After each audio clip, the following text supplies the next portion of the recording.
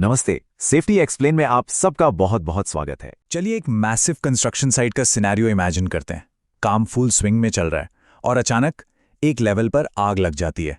चारों तरफ तेजी से धुआं फैलने लगता है। वर्कर्स पैनिक कर रहे हैं।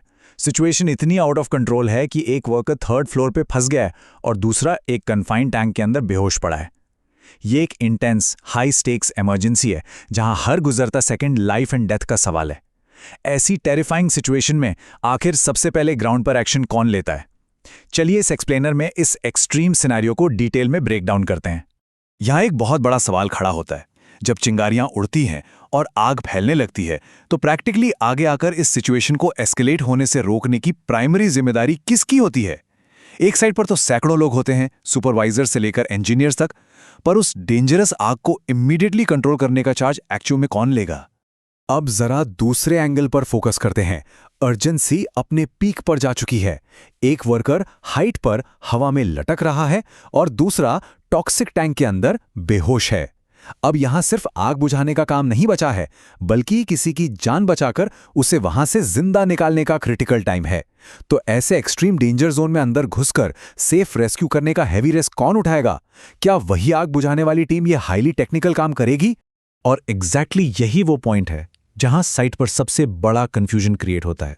ये जो हाई स्ट्रेस सिनेरियो हमने अभी देखा, यही रीजन है कि कई एक्सपीरियंस सेफ्टी प्रोफेशनल्स और HSE इंजीनियर्स भी इन दो वाइटल टीम्स के बीच कंफ्यूज हो जाते हैं। इमरजेंसी रिस्पॉन्स टीम और इमरजेंसी रेस्क्यू टीम दोनों सुनने पे बिल्कुल सेम लगती हैं, राइट? दोनों इमरजेंसीज में काम करती हैं, पर इनका ग्राउंड रोल जमीन आसमान का फर्क रखता है। आज के इस विश्लेषण में यह साइट सेफ्टी का सबसे बड़ा डाउट हमेशा के लिए क्लियर हो जाएगा। तो चलिए सबसे पहले ERT यानी इमरजेंसी रिस्पॉन्स टीम को डिकोड करते हैं। ERT एक्चुअली साइट की फर्स्ट लाइन ऑफ डिफेंस होती है। इनका मेन मोटिव और कोर आइडेंटिटी ही यही है कि जैसे ही कोई इमरजेंसी ट्रिगर होती है, ये ऑटोमेटिकली एक्टिवेट होते हैं। इनका प्राइमरी गोल डेंजर को बड़ा होने से रोकना है, चाहे वो आग हो, केमिकल स्पिल हो या कोई और हैजार्ड। ध्यान देने वाली बात यह है कि ERT कॉम्प्लेक्स एक्सट्रैक्शंस या लोगों को टैंक से निकालने का टेक्निकल रेस्क्यू नहीं करती। इनका काम इमीडिएट सिचुएशन को हैंडल करना और डैमेज को मिनिमाइज करना होता है। ERT का एक्शन प्लान किसी बोरिंग चेकलिस्ट जैसा नहीं होता, बल्कि ये एक रैपिड फ्लोइंग सीक्वेंस होता है साइट डिफेंस का। एक्शन कुछ इस तरह अनफोल्ड होता है। जैसे ही कुछ गलत हुआ, सबसे पहले एक लाउड अलार्म रेज किया जाता है ताकि पूरी साइट अलर्ट मोड में आ जाए। फिर इंस्टेंटली हैजर्डस एरिया से सबको सिस्टमैटिकली इवैक्यूएट करवाया जाता है। अगर किसी को इंजरी आई है तो तुरंत फर्स्ट एड मिलती है। इसके साथ साथ खतरा और ना बढ़े, इसलिए मेन पावर और गैस लाइंस को आइसोलेट कर दिया जाता है।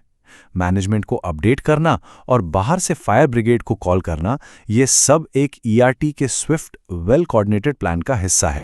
इस पूरे प्रोसेस को एक रियल वर्ल्ड एग्जाम्पल के थ्रू देखते हैं। मान लीजिए साइट पर एक हाई वोल्टेज इलेक्ट्रिकल पैनल में आग लग गई। ऐसे में ERT तुरंत स्पॉट पर पहुंचेगी, आसपास का सारा काम रुकवाएगी और अननेसेसरी भीड़ को वहां से क्लियर करेगी। क्योंकि ये एक इलेक्ट्रिकल फायर है, तो वो रैंडमली पानी नहीं डालेंगे, बल्कि स्पेसिफिकली CO2 एक्सटिंग्विशर का यूज करके आग पर काबू पाएंगे। और अगर उस दौरान किसी वर्कर को बर्न हुआ है या शॉक लगा है, तो प्रोफेशनल मेडिकल हेल्प आने तक उसे फर्स्ट एड देंगे। बेसिकली ये लोग पैनिक को रोकते हैं और डिजास्टर को फैलने से बचा लेते हैं। अब शिफ्ट करते हैं अपने हेवी हिटर्स पर, यानी इमरजेंसी रेस्क्यू टीम। ये टीम ERT से बिल्कुल अलग लीग में ऑपरेट करती है। ये एक हाईली स्पेशलाइज्ड यूनिट होती है जो एडवांस्ड सेफ्टी गियर और हेवी टेक्निकल टूल से इक्विप्ड होती है। इनका प्राइमरी काम आम आग बुझाना या भीड़ को इवैक्यूएट करना नहीं है। इनका सिंगल फोकस होता है उन वर्कर्स को फिजिकली बाहर निकालना जो एक्सट्रीम लाइफ थ्रेटनिंग डेंजर में बुरी तरह फंस चुके हैं। इन्हें एक्सट्रीम हाइट्स, गहरी ट्रेंचेस या कोलैप्स स्ट्रक्चर्स में एंटर करने के लिए इंटेंस एक्स्ट्रा ट्रेनिंग और हार्डकोर सर्टिफिकेशंस की जरूरत पड़ती है। इनका रेस्क्यू प्रोसेस कितना ज्यादा मेथोडिकल और ड्रामेटिक होता है, ये समझना बहुत इंटरेस्टिंग है। अगर कोई वर्कर किसी कन्फाइंड स्पेस या अंडरग्राउंड टैंक में टॉक्सिक गैस की वजह से बेहोश पड़ा है, तो कोई आम आदमी हीरो बनकर वहां जंप नहीं कर सकता। रेस्क्यू टीम आती है और सबसे पहले रिगरस गैस टेस्टिंग करती है। फिर सेल्फ कंटेन्ड ब्रीदिंग apparatus यानी SCBA सूट पहना जाता है। टैंक के ऊपर प्रॉपर ट्राइपॉड सेटअप होता है, हार्नेसेस लगते हैं और एक फूल प्रूफ एंट्री प्लान बनता है। फिर एक हाईली टेक्निकल एंट्री करके उस वर्कर को सेफली रिट्रीव किया जाता है और अर्जेंट मेडिकल टीम को हैंडओवर किया जाता है। ये हाई लेवल प्रिसीजन साफ दिखाता है कि ये किसी नॉर्मल रिस्पॉन्स टीम का काम बिल्कुल नहीं है। अगर ऐसे डीप प्रैक्टिकल ब्रेकडाउन्स और रियल वर्ल्ड एचएससी कॉन्सेप्ट समझने में वैल्यू लग रही है तो सेफ्टी एक्सप्लेन चैनल को जरूर सब्सक्राइब किया जा सकता है। यहाँ फोकस बिल्कुल क्लियर रखा जाता है इंडस्ट्री प्रोफेशनल्स, साइट सुपरवाइजर्स और सेफ्टी फ्रेशर्स को सबसे practical on ground safety knowledge provide करना, वो भी बिना किसी बोरिंग या लेंदी लेक्चर के, सीधे और सिंपल टर्म्स में। ऐसे हाई वैल्यू इंफॉर्मेटिव विश्लेषण यहाँ रेगुलर बेसिस पर आते रहते हैं। अगर दोनों टीम्स को आमने सामने कंपेयर करके देखा जाए तो पूरी पिक्चर क्रिस्टल क्लियर हो जाती है। एक तरफ देखिए आग लगना, केमिकल स्पिल होना या सिंपली जनरल इवैक्यूएशन करना, ये सब सीधा ईआरटी का डेली डोमेन है। लेकिन दूसरी तरफ जहां सिचुएशन ऐसी डेवलप हो जाए कि एक वर्कर सेफ्टी हार्नेस में लटका हुआ है या कोई केमिकल टैंक के अंदर अनकॉन्शियस है या किसी कोलैप्स ट्रेंच के नीचे मिट्टी में दबा है, वहां ईआरटी नहीं बल्कि रेस्क्यू टीम की हार्डकोर टेक्निकल एक्सपर्टीज चाहिए होती हैं। सिंपली पुट, एक यूनिट सिचुएशन को बड़ा होने से रोकती है और दूसरी यूनिट मौत के मुंह से जिंदगियां बाहर निकालती है। लेकिन अब बात करते हैं कंस्ट्रक्शन और इंडस्ट्रियल साइट्स की सबसे खतरनाक, सबसे छुपी हुई हैबिट के बारे में, जिसे इंडस्ट्री में द पेपर टीम कहा जाता है। होता क्या है, बहुत सारी साइट्स पर सिर्फ ऑडिट्स क्लियर करने या लीगल कंप्लायंस पूरी दिखाने के लिए डॉक्यूमेंट्स में एक फैंसी रेस्क्यू टीम बना दी जाती है। पर ग्राउंड रियलिटी में देखा जाए तो उन रैंडमली असाइंड लोगों के पास ना तो एक्चुअल फिजिकल ट्रेनिंग होती है, ना उन्हें रेस्क्यू गियर पहनना आता है।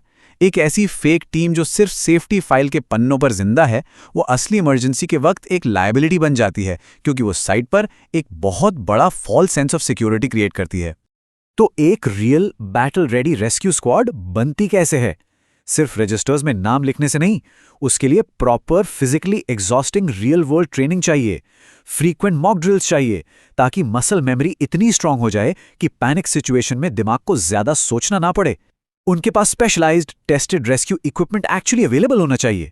और सबसे इंपॉर्टेंट, टीम मेंबर्स की फिजिकल फिटनेस और उनकी on the spot fast decision making skills top tier होनी चाहिए।